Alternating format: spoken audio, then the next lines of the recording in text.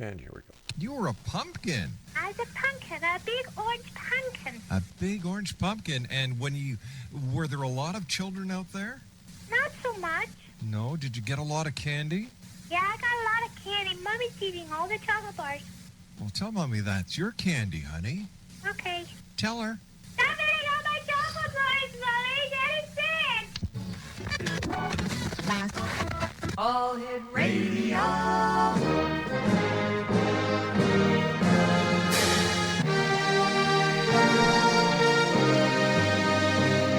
Welcome to the X Zone, a place where fact is fiction and fiction is reality.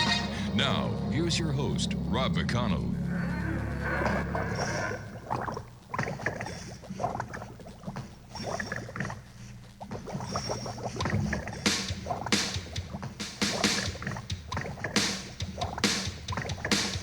I was working in the lab late one night when my eyes beheld an eerie sight. For my monster from his slab began to rise, and suddenly, to my surprise, He did the mash, he did the monster mash. the monster mash.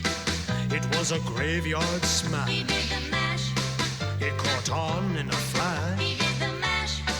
He did the monster mash. With my love Notari in the castle east. And welcome back, everyone. This is the X Zone. I'm Rob McConnell. I'm just chuckling at our baby Foofy's little clip. I've been playing that clip now for 10 years. And I'll tell you something. Whenever she sees me around Halloween, she says, don't even think about it. Don't you go there. Don't you even push that. Oh, hell, I was listening to the show last night, and Dad, you did it again. Well, of course, that's what dads do, right? Hey, welcome back, everyone. I'm Rob McConnell. This is the X Zone. We're coming to you from our broadcast center and studios in St. Catharines, Ontario, Canada, of the X Zone Broadcast Network. And you're listening to us around the world tonight on the X Zone Broadcast Network, Talkstar Radio Network, Mutual Broadcast Network, and throughout the province of Ontario and the northern tier of the United States on your hometown radio, Classic 1220, streaming at classic1220.ca. My guest this hour, X Zone Nation, is a young lady I've had the pleasure of talking to a number of times. She's one of my favorite guests when we get her on the show. Her name is Nicole Strickland, and she is one of the leading paranormal researchers on the West Coast. Nicole is the founder and director of the well-respected San Diego Paranormal Research Society, aka, as they say in police work, SDPRS.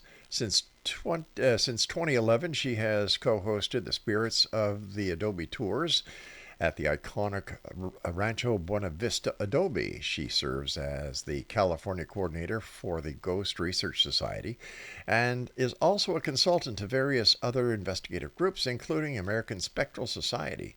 Nicole also writes for Paranormal Underground magazine.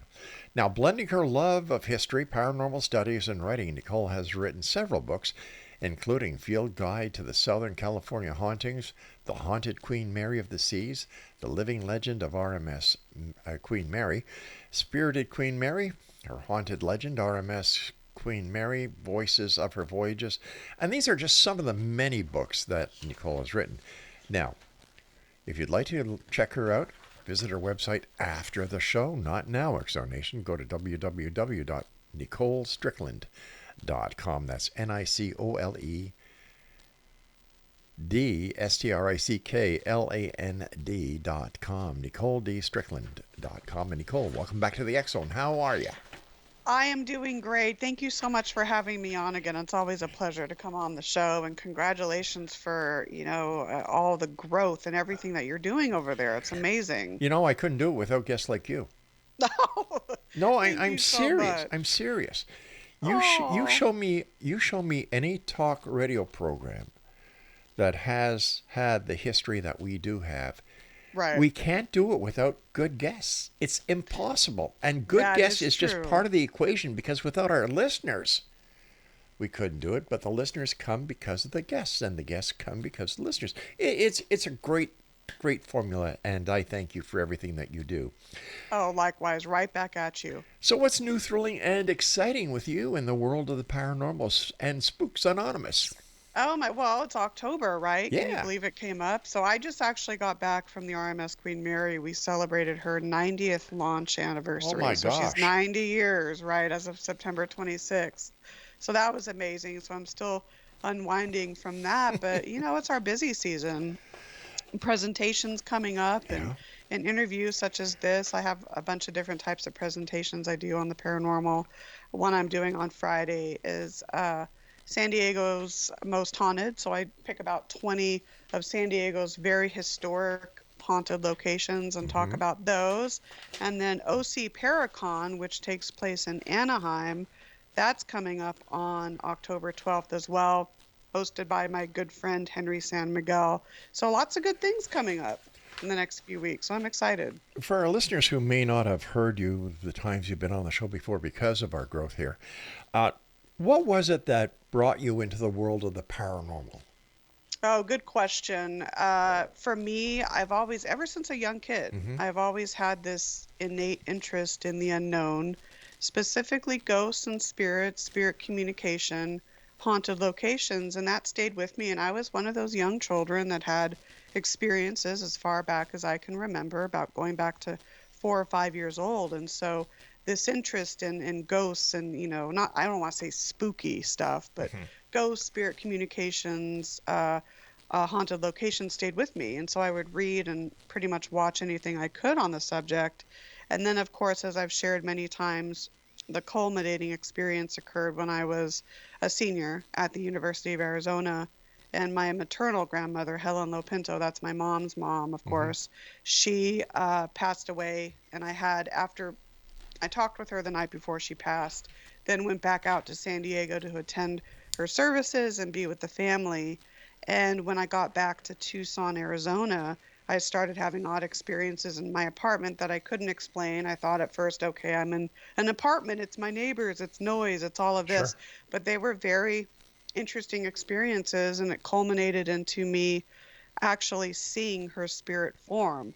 Now I've thought, okay, I'm grieving her loss. I was very close to her. Am Hmm. I projecting this? I thought maybe that's a possibility, but I do think now that I've had some time to think about it that I'd like to think that she really came and visited me. And I talked with my other family members, and not one of them had an experience that I did. So I think she knew that I could sense her and that I had this innate sensitive ability that I think we all have. Just some people are more in tune to it. So that's how it got started for me, and I guess the rest is history. Yeah, I was going to ask you, why are there certain people like yourself who have the ability to see your grandmother who passed and who is now on the other side, and yet there are people who just cannot experience anything paranormal no matter how hard they try.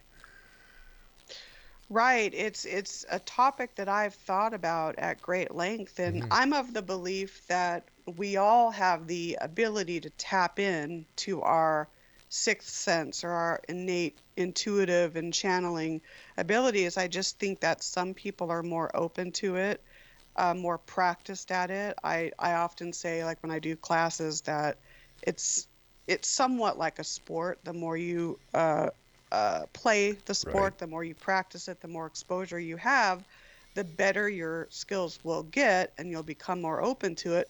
But yet, like you said, there's some people that just haven't had that connection yet. So maybe it will happen to them at a later time in their life. It's hard to know. But for me, and I don't classify myself as a psychic medium or anything like that. I'm very low profile, but I have had many experiences, and that one culminating profound experience with my grandmother really catapulted me on my path. So I'm very indebted to her for that.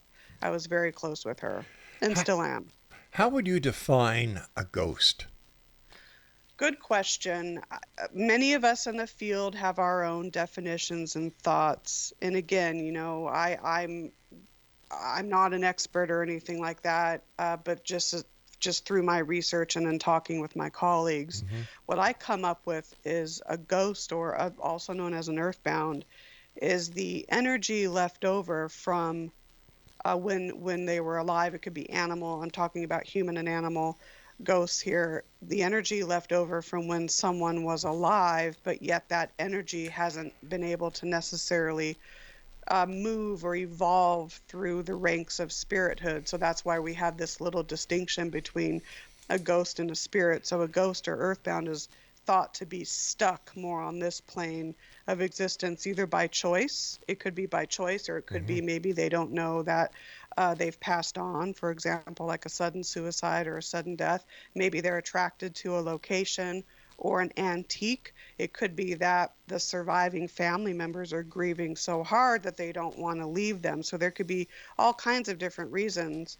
So, and then a spirit is someone who maybe evolved from an earthbound status, or may, when he or she passed on, went straight to spirithood. More free will there, can ascend through the ranks of spirithood, advance soul advancement, but yet can come back here free will to visit surviving relatives and friends. That's just how I kind of just, and it's easy because I sometimes will use the words interchangeably when I'm not supposed to, but that's my thought on that. It's pretty sad to think that those grieving on this side who haven't crossed over are actually holding back the spirit of a loved one from progressing to where they should be. Right, I agree. And it's one of those, as I've evolved in understanding the paranormal more, I'm very cognizant of that very aspect.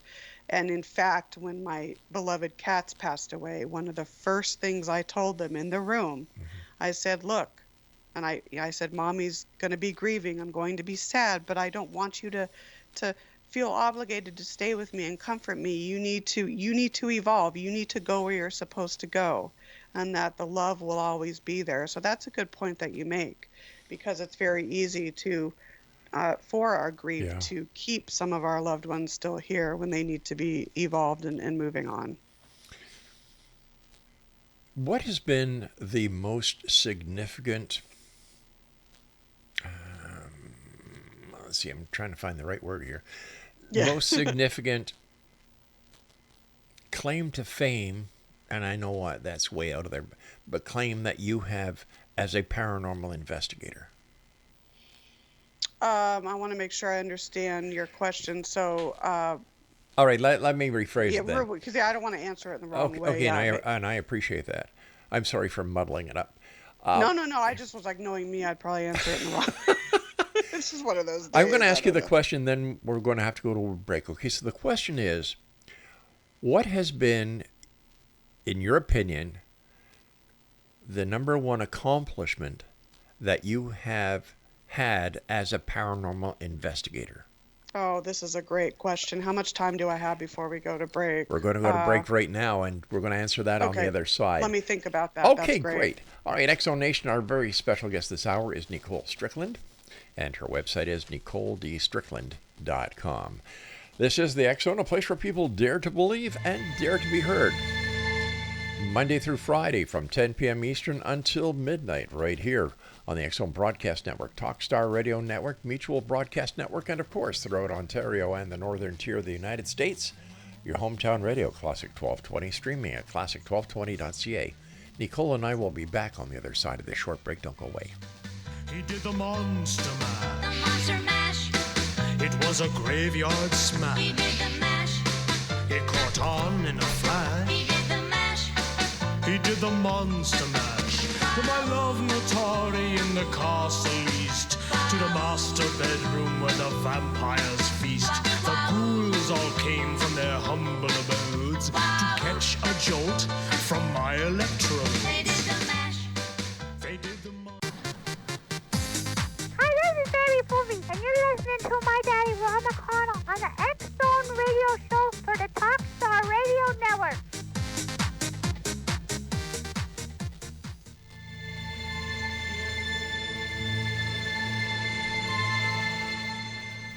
Elliot Van Dusen, the Corporate Director of Paranormal Phenomena Research and Investigation, PPRI, is proud to announce that our inaugural Halifax Paranormal Symposium was a spectacular success. Thank you to all of our sponsors, vendors, and attendees. As a result of your support, we are pleased to announce the second annual Halifax Paranormal Symposium. Join us in October 2024 for an all-day event. Enjoy amazing presentations about parapsychology and the paranormal, browse our wonderful vendor tables, and enjoy the company of the spooky community. The Halifax Paranormal Symposium will be held on Saturday, October 12, 2024 at the Halifax Tower Hotel and Conference Centre from 9 a.m. until 6 p.m. For information on speakers, vendors, purchasing tickets online, hotel accommodation reservations and more, visit www.ppri.net.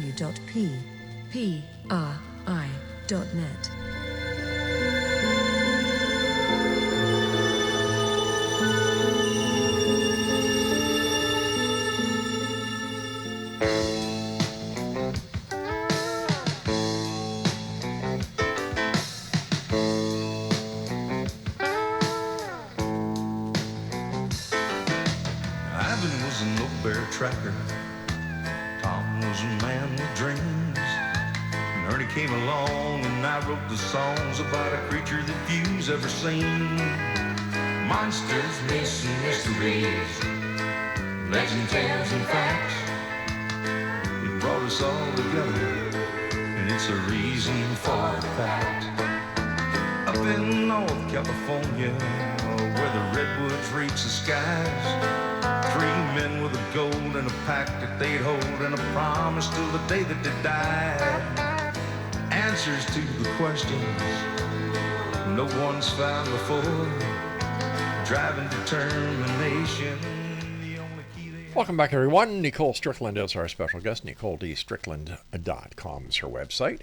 And Nicole, besides environmental monitoring and the equipment you use and influences, how do you and paranormal researchers themselves affect the paranormal phenomena? But before we get to that question, what is your number one accomplishment that you think that you have done so far as a paranormal investigator?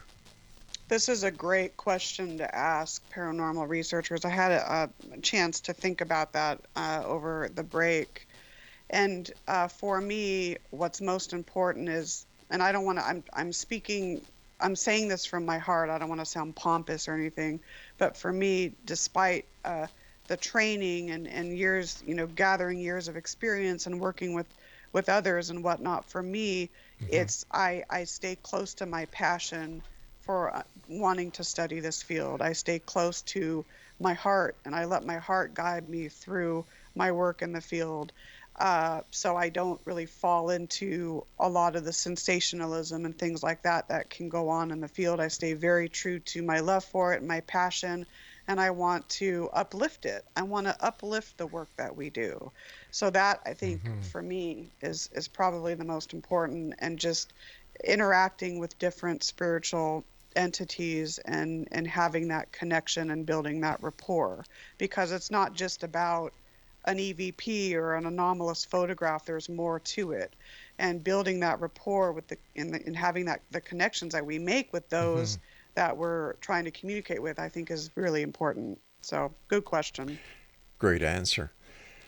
Nicole, besides environmental monitoring and equipment influences, how do you and other paranormal researchers themselves affect the paranormal phenomena that you're Good investigating? question. Yeah, I think there's many reasons for this. You have to, when you're investigating and researching a location, you have to make sure that you don't let situations like religious predispositions or personal bias or power of suggestions interfere with having a good sense of objectivity. So having a good balance between subjectivity, so feeling a certain way or getting a sense of an environment, versus objectivity in terms of, okay, I just literally saw something with my eyes, or I just heard a voice, something like that. But really being able to have that good balance between the two. Let's see. I think people unknowingly, sometimes their past traumas and their own past experiences may lead to, again, that bias and misinformation about certain events. Just using too much equipment, for example. I'm of the thought that less is more, Mm-hmm. and we really don't understand how certain equipment really can affect ghosts and spirits and other beings. We don't understand that yet. So trying not to use too much of that. The concept of tulpas, projections, how if someone's going into an investigation and they already have a preconceived notion about what's going on there, that can not only affect other researchers, but that can be projected onto the environment. So those are some things that I think of, and there's others as well, and how we can really affect paranormal phenomena and people's perceptions of and reactions to it. Nicole, in your opinion, as an expert, are we getting any closer to the time where investigators of the paranormal like yourself will be able to come forward and say, here is proof positive? And the proof will be something of such a magnitude that no one will ever be able to deny the existence of the paranormal again. Excellent. I think about this all the time. I think we are edging closer, but we're not there yet. That's just my intuitive Mm-hmm. hunch. It would have to be something extraordinary that you really can't disprove, and maybe something that would correlate to other theories that we've developed or other methodologies or reasons for methodologies that we've used. So I think we're getting there. But then sometimes I think about, and this is just a thought of mine, take it or leave it. Are we mortals permitted to actually understand everything that goes on in the afterlife? Are we, maybe we're supposed to get glimpses of it, but maybe we're not supposed to know everything. I don't know, that's just a thought, but I I think we're getting there, but we need to stay true to the research and not have it be clouded by people that aren't in it for wanting to Mm-hmm. really understand the truth. So, like a thrill seeking behavior versus actual parapsychological or authentic paranormal research. So, but I think we're getting there. Uh, when we talk about some of the paranormal investigators that are out there, they Hmm. seem to be thrill seekers, and they don't follow any reason or rhyme on how they Right. do the investigation. They embellish the littlest anomaly. Right. How does this affect credible investigators like yourself and the people that you have the opportunity of working with? It's a thorn in our side, and even when I do presentations or classes, I Mm-hmm. do talk about that there's a big distinction between thrill seeking mentality and those that want to actually honestly employ and go through what needs to be done to accomplish a successful paranormal research project, even a case study. So you can't, if you're a thrill seeker, you cannot call yourself a paranormal researcher. It just, the two don't blend. And it's sad because nowadays with TikTok and Mm-hmm. YouTube and all the social media, we're seeing this influx of armed, what I call armchair ghost hunters. I don't even like the Yeah. term ghost hunting, but we're seeing that. And so people that don't really know about the paranormal and aren't really knowledgeable of it, they will sometimes turn to a lot of these TikTok videos and these videos and where people are just going in, making fools of themselves, investigating what they call investigating a haunted location, but they're going to just make it sound like everything's evil and everything's this and that. And that's just not how it is. So it is a thorn in our side. And then we have to work harder to try to clean up the mess, so to speak. Let us say that these thrill seeking paranormalists go into a location that is truly occupied by spirits. Hmm. They go in and they make a mockery Right. of what they're doing. They're insulting to the spirits, they're Oh, yeah. disrespectful to the property. Do the spirits resent the next group of investigators that go in? Will the investigation be as successful as if these other paranormalists, thrill seekers, had never been in that location? Excellent, excellent thought, excellent question. and we're talking now, let's assuming we're dealing with intelligent spiritual Right. energies Yes. that can communicate and understand us and have a discussion and whatnot. So having that intelligence, we're not talking about like a residual imprint or a psychic imprint. And this is where I tell people, if you go in and you're authentic and you're open-minded and you let the energies know that you're here to respect them, that's going to help tenfold. I mean, we talk about the golden rule. So I think if you have different teams that go in after, let's say, these seekers go in and cause a ruckus, Right. certain teams that come in, depends on the teams that come in after them. If they're going to be like the thrill seekers, maybe not. But if, let's say, I were to go in with my team and we let them know, look, we respect you and blah, blah, blah, blah, blah, and you try your hardest to let them know that you care, that may help them to build a rapport with you. But I think about this because scores and scores of people go into these locations and it's always the same thing. It's asking the same questions and over and over and over. And so it in many ways can be treating them almost like a circus show, and that's not what it should be at all. No, because you're still dealing with, humans who have passed. You're dealing with their Right. spirits, their energy, their souls, Right. and you're being totally disrespectful to them. Oh, it's Yeah. sad. It's like, and I tell people, would you go up to a stranger and demand them to start talking to you? You would not, right? Yeah. So it's despicable, some of this behavior.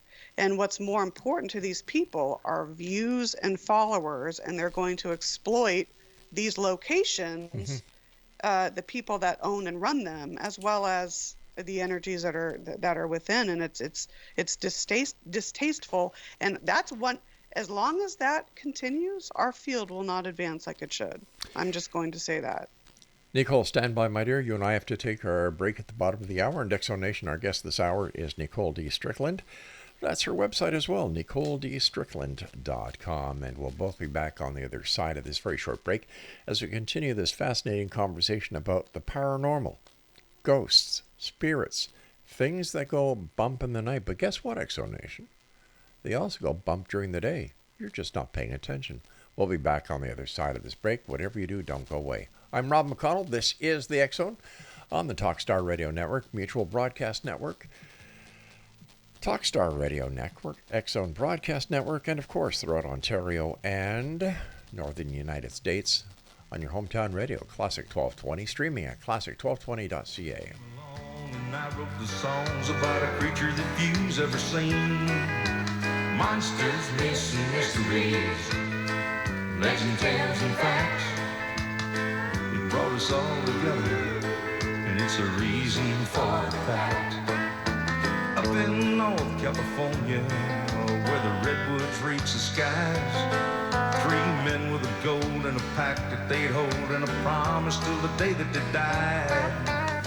Answers to the questions no one's found before. Driving determination, the only key they have.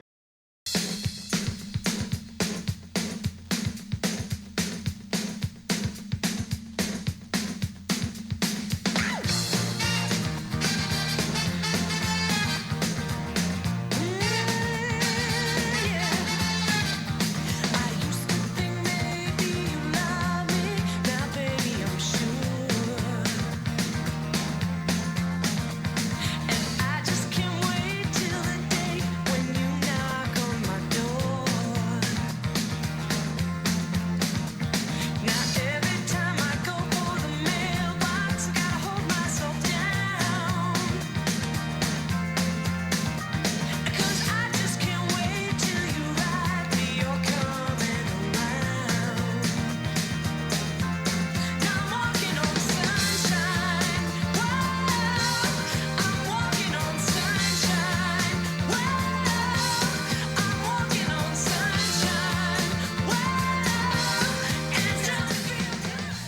And welcome back, everyone. Nicole D. Strickland is our special guest this hour. www.nicoledstrickland.com is the website. Nicole, a lot of the paranormal investigators and teams that we've had on the show over the years always talk about going to Waverly and doing a paranormal investigation. And I often wonder, do the spirits ever get pissed off that they're always being taunted, they're always being yelled at, they're always being disrupted by these people? And if that is the case, why don't they go somewhere else? I mean, the spirits, not the people. Yes, good thoughts on this. And yeah, again, a thorn in my side. A lot of these very high profile locations will attract many different teams. So you have bunches of different teams with different methodologies, different personalities, sometimes a set of drama to go along with it that come in. And so it convolutes everything. And again, getting back to some of the energies there, and let's talk about Waverly. You know, we know the history there. It helped people with tuberculosis. It was a tuberculosis sanitarium. Over 60,000 people tragically passed away there. So you have to think about, okay, are we dealing with earthbound energies, or are we dealing with energies that are spirit, energies that are willing or can even evolve to spirit? But let's assume that they're earthbound, and for some reason they're there and they can't move on. Yeah, that's I think that they will get pissed off, especially if the same sorts of questions are being asked and they're put on display, like they're being interrogated and whatnot. But I would hope that, and it's a good point that you make, because I would hope that there can be a way somehow, even with earthbound energies, to help them move on. And so that's when I do go to a location, I try to add that thought in there. I'll say, for those of you that want to move on and don't really know how, I might say something like, there is a better place out there. You may see like a white bright light, whatever it is. You may have loved ones on the other side that are encouraging you to go with them. Whatever it is, you don't have to be here. You don't have to remain here. So I always try to instill that to the energies at these locations. But a lot of these places are so over investigated, and it just convolutes things all the more. I mean, think about, let's take Waverly Hills. And I bet you now the claims and activity that go on now are a lot different from maybe back when the very first team came in. What I mean by that is you have scores and scores of people going in year after year. And so you may see a lot of what I call false paranormal phenomena, or phenomena that's caused by human beings, not actually authentically paranormal. So you have to be careful of that as well, and try to sift through what's authentically there because of the history, because of the environment, versus what's there and left over from scores and scores of people going in, causing damage and whatnot. Do you know what I really can't wrap my head around, Nicole, is that if throughout history, and I'm going back to before the time of Jesus, I'm talking about the Neanderthals, and these Right. spirits are here. Holy cow! How do you make sense of which spirit is which? It must be like the LA freeway at quitting time. Well, I've been down to LA when it's 5 o'clock in the afternoon, and my God, it's bumper to bumper to bumper. And this is what I think that the other side looks like if you had the opportunity of looking at it, because you've got Neanderthals, you've got Romans, you've got you've got the people who walked with Jesus, and all these other people. Now, if you were saying that dogs and humans have spirits because they were living, right? Right. And animals, I should say, and humans. Does this also apply to, and I'm not being sarcastic here, I'm really being serious. Does this also apply to, for example, insects because they're alive? Does it apply to trees because they're alive? Or is it just the human species and the animal kingdom that are part of the spiritual realm? I love how you think outside the box here. as I'm of the belief that even rocks are alive. Yeah. Crystals Hmm. even have energy to them. There's energy. Energy is ubiquitous. Yes, I mean, do we know if there's an afterlife for insects or trees? Maybe there is, but they are living things. Hmm. And I mean, I just got through, staying at the Queen Mary, and that's a ship that I've investigated now and researched history and paranormal for 20 years now. And I'm of the belief that the Queen Mary, the ship itself is sentient. There's a soul to her. Yeah. There's thoughts to her. And I know a lot of people will not understand that and not necessarily believe, and that's fine. But yes, I do. I mean, when you think about energy, Hmm. yes. I mean, ships, cars, trains. Yes, I think that there's life to them. Absolutely. So it's refreshing to hear you bring that up. When we look at time as we know it, I still think there are so many mysteries out there Oh yeah. that we haven't even begun to scratch the top of Oh the yeah. iceberg. Where do we go from here? Like we only have the ability to do so much because of our present place in our own evolution. Absolutely. Where do we go from here? What corners do we look at? What rocks do we turn up to find more answers? When it, This is, I think, getting outside of the box Mhm. and not staying within the same sets of theories and conjectures that we've made over the years, even going back to like the spiritualist movement and Harry Price days. So really coming up with additional thoughts, stepping outside the box and trying to test those theories, whatever they may be.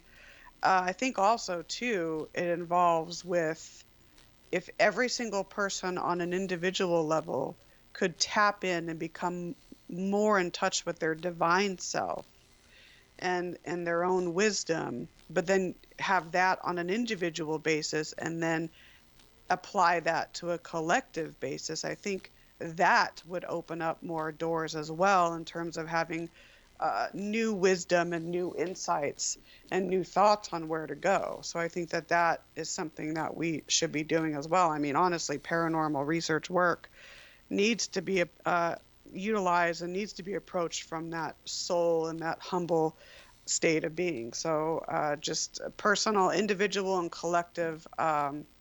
What's the word that I'm thinking of? Soul advancement, if you will. I think that will help as well.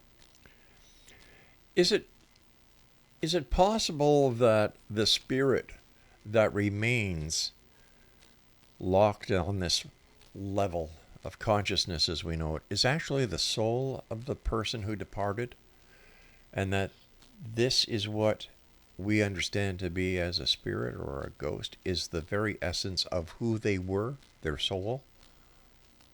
I think that's a possibility.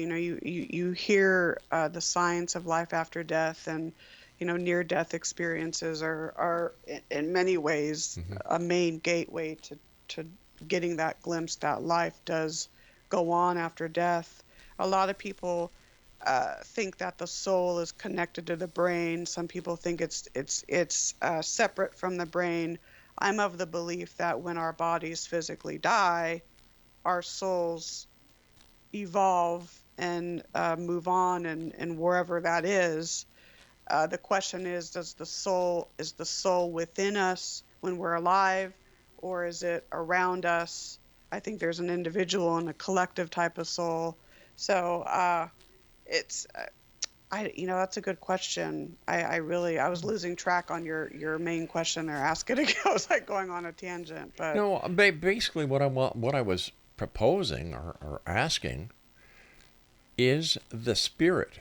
For example, mm, somebody that passes away today, mm-hmm, and for some reason they do not go towards the light, but they remain here for some right. unknown reason, whether it's somebody that loves them so much that they don't want to let them go, or maybe they have some unfinished business to do. Are we talking about the spirit being the actual soul of the person? while they were alive? Right. Oh, okay. So, that's a good question. That is a very good question. I would like to think that when we pass on Hmm. and our bodies stop functioning and we pass on, our soul lives on, that we are granted just instantaneous higher knowledge than maybe we had when we were of body. Gotcha. So it's a good, that's something that I think that's hard to answer, really, for at least for me, because you think about, is Yeah. someone's spirit, is a ghost actually the energy of the soul, or is it completely separate? It's hard to really Food for answer thought. that. Food for thought. Here's a question for you, and we're going to have to take a break, so I'm going to ask you the question. I'll give you a couple of minutes to think about it. EVPs, all right? I've been in Oh yeah. broadcasting a long time. Like, my first date was Wilma Flintstone going back in time. I still cannot wrap my head around how EVPs work. Oh, I know. This boggles my mind, and yet I've heard EVPs that have been played by people that I would consider to be credible investigators, and it's like, how does it happen? Right. Oh yeah. You and I will Yeah. take our break. We'll be right back in We'll Exo talk. Nation. Our guest is Nicole Strickland. Her website is NicoleDStrickland.com. And we'll both be back as we wrap up this final segment of the X Zone with yours truly, Rob McConnell. And we're coming to you from our broadcast center and studios in St. Catharines, Ontario. And if you'd like to send me an email, xzone@xzoneradiotv.com. You want to listen to the X Zone on the internet? Well, you can do it two ways. You can go to www.xzbn.net, and there are all our shows going back so many years ago. I think there's over 4,000 shows we have on archives at xzbn.net, and you can listen to them with our compliments free, no strings attached. Or if you want to listen to us online Monday through Friday from 10 p.m. Eastern until midnight, very simple. www.classic1220.ca. I'm Rob McConnell. This is the X Zone. Don't go away. We'll be back shortly.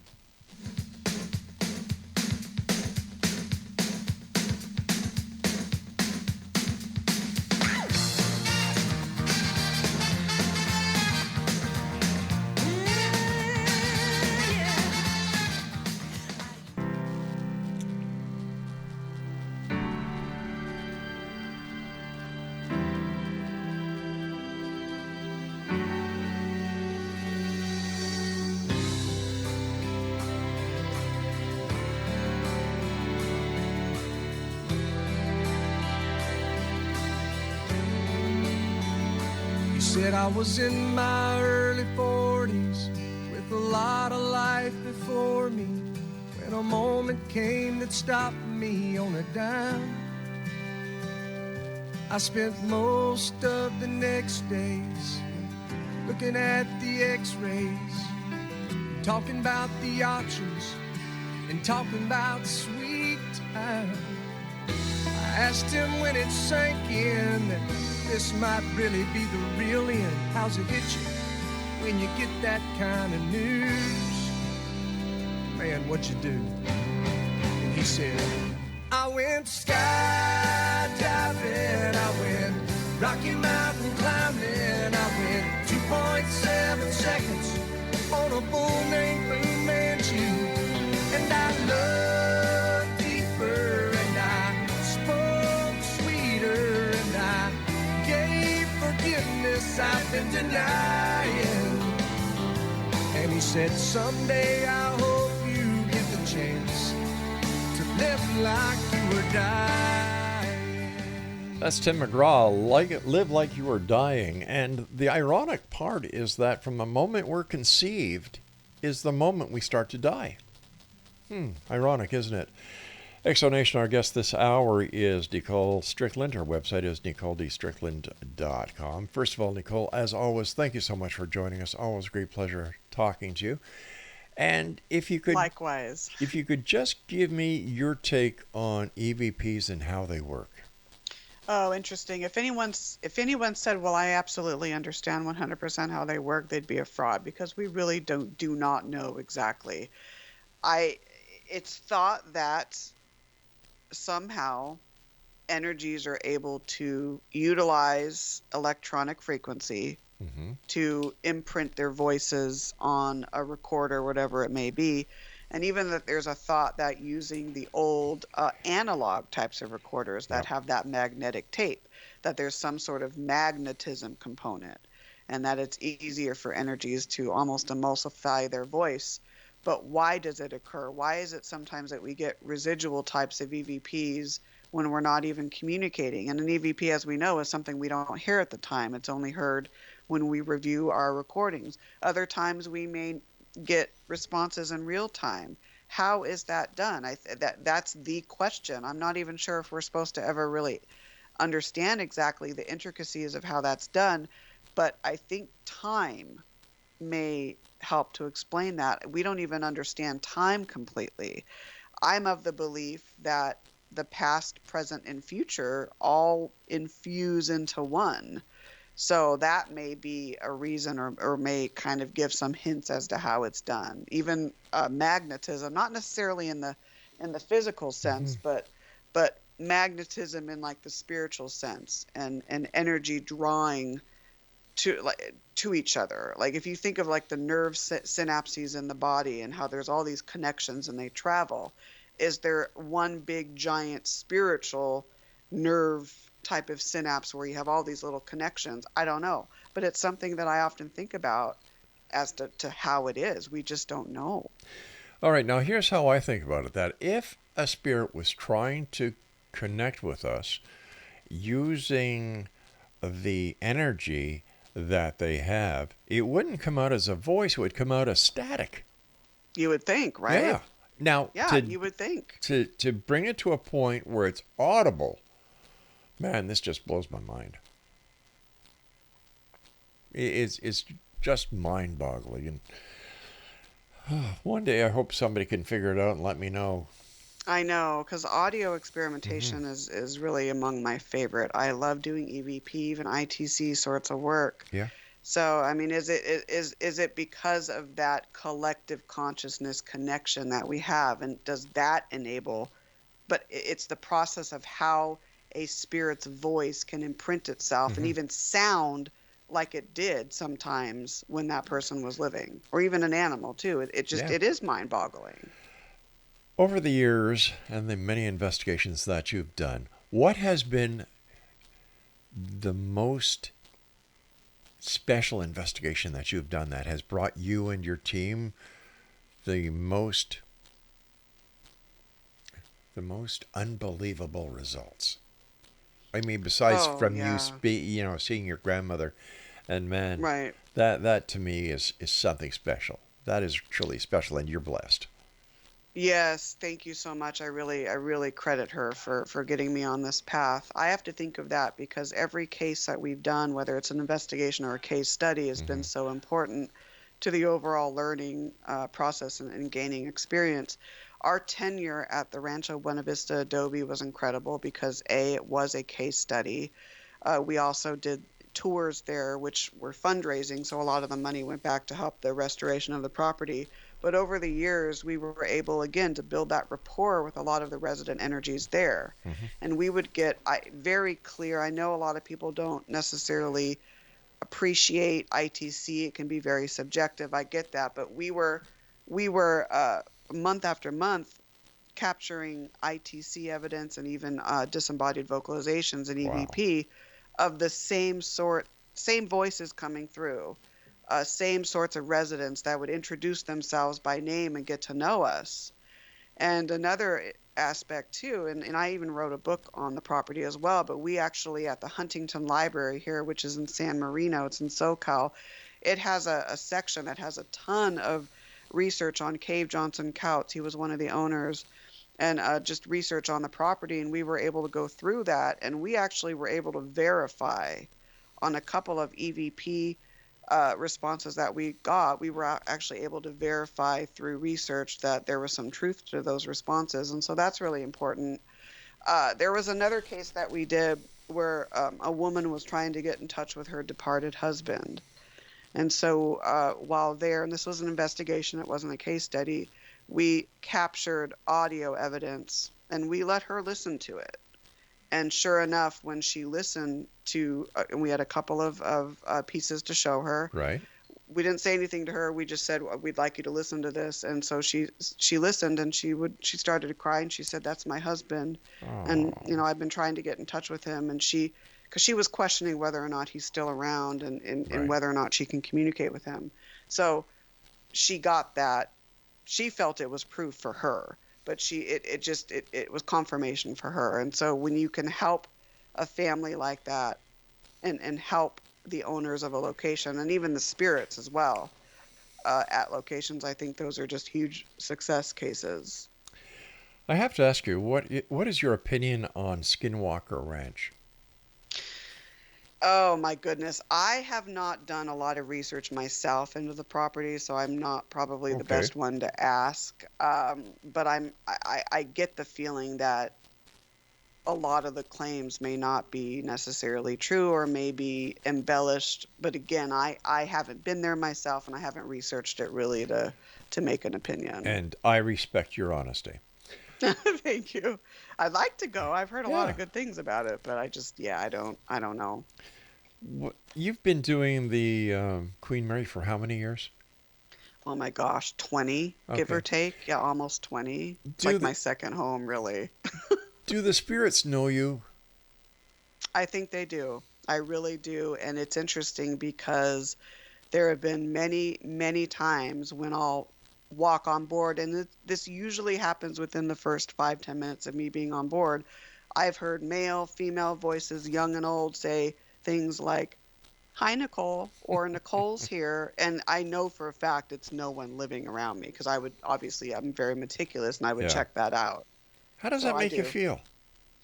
It's wonderful because I feel a soul connection to the ship, and many of her former crew and passengers do as well. There's something very sentient, in my opinion, with the Queen Mary, and I think that there's a very wonderful interplay between the ship almost being one gigantic spirit and then those of her human and animal energies. So it brings warmth to my heart. It really does. It's really a wonderful feeling. It really is. I would imagine that this is a very busy time for you and other credible paranormal investigators because of the Halloween season. Yes. Anything special coming up about that your team is going to be doing for Halloween? More so right now, just me personally, just presentations. I have a library presentation next week. I present a lot through, it's called San Diego Oasis Lifelong Learning. Mm-hmm. So I did one on spiritualism a few weeks ago. On Friday, I'll be doing San Diego's Most Haunted. Then I'll be doing in November like a Haunted Ships of California presentation. And then doing a podcast and a radio interviews and things of that nature. And then, of course, OC Paracon that I mentioned at the beginning of the show so far. But I'm sure it always starts in October. I usually get, sometimes it starts in September when people reach out, but I'm sure we'll get more requests this month as well. Are paranormal investigations different during the Halloween season? Oh my God. Or are they just the same all year round? Oh my goodness, how long do I have to answer this? You've got 2 minutes. Here's what I would say. Okay. It is thought that the veil between our world and the other side is thinnest or thinner around Halloween. Exactly. But when you look at the history of Halloween, it has nothing to do with paranormal research or even what I call modern day commercialized Halloween. So a lot of people will, because it's that power of suggestion, and it's, the decorations, the marketing, witches and the goblins and the cats, it's all infused. But I think that a lot of times it's the power of suggestion. The real truth is the veil being thinner, and that can maybe help us communicate and open up people's ability to channel and whatnot. But Halloween has nothing to do with the paranormal. I think Halloween is sponsored by the Canadian and American Dental Society. Get the kids high on sugar, get those There you cavities going, because chicking. That's right. Yeah. Hey, listen, time has come when you and I must say so long for tonight, but thanks know. again. Please let our listeners know how they can find out more about you, please. Sure, absolutely. So as you said, my main website is NicoleDStrickland.com. Also, San Diego ParanormalResearch.com. I need to update that site, so forgive me. I'm on Facebook at Nicole D. Strickland. Our team's handle at SDPRS. Let's see, Instagram, author Nicole Strickland. I'm on X. I don't use it that much, but that's at SDPRS Nicole. And yeah, that's about it. I'm not on TikTok. So I'm not there yet. So Nicole, take care of yourself, my friend, and please don't Thank be a you. stranger. And thanks for all that you do. Thank you so much. It was a pleasure. Good night, my friend. Good night. All right, Exo Nation. Once again, NicoleDStrickland.com is the website. Fascinating lady and a good friend of the X Zone. Well, that's it for tonight. I'll be back tomorrow night at 10 o'clock as once again we cross the time-space continuum to this place that I call the X Zone. It's a place where people dare to believe and dare to be heard. It's a place where fact is fiction and fiction is reality. Monday through Friday from 10 p.m. Eastern until midnight. On the X Zone Broadcast Network, Talkstar Radio Network, Mutual Broadcast Network, and broadcast on throughout the province of Ontario and northern U.S. tiers on AM radio on Classic 1220 CFHA and streamed at classic1220.ca. So until tomorrow night, my friends, always remember to keep your eyes to the sky and your heart to the light. Good night, everyone.